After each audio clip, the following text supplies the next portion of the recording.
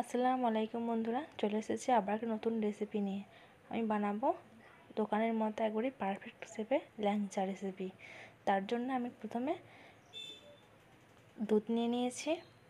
দুধটা আমি একবারে মাখার মতো করে নিয়ে আমার পুরো মাখা রেডি হয়ে গেছে।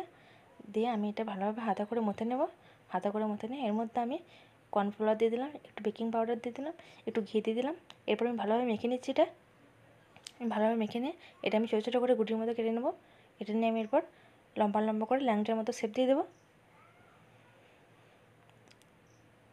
আমি ল্যাংচার মতো লম্বা লম্বা শেপ দিয়ে দিচ্ছি বন্ধুরা। এরপর আমি এটা তেলে ডিপ ফ্রাই করে নেব। লাল লাল করে আমি তেলে ভেজে নেব।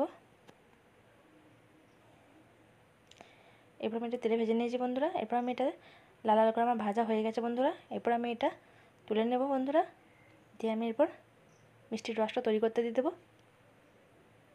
আমি একটা জায়গার মধ্যে চিনি নিয়ে নিয়েছি। এর মধ্যে আমি পানি দিয়ে দিচ্ছি। এরপর আমি মিষ্টির রসটা তৈরি করতে দিলাম। এর মধ্যে আমি এলাচ দিয়ে দিলাম। এরপর আমি ওই ল্যাংচাগুলো এর মধ্যে ছেড়ে দিলাম, কিছুক্ষণ ফুটতে দিয়ে দিলাম। আমার তৈরি হয়ে গেছে বন্ধুরা। এর মধ্যে রস ঢুকে গেছে। দেখুন বন্ধুরা, আমার তৈরি হয়ে গেছে ল্যাংচা। কতটা সফট হয়েছে দেখুন বন্ধুরা আপনারা। আমার ভিডিও ভালো লাগলে লাইক ও সাবস্ক্রাইব করে দেবেন। আল্লাহ হাফেজ।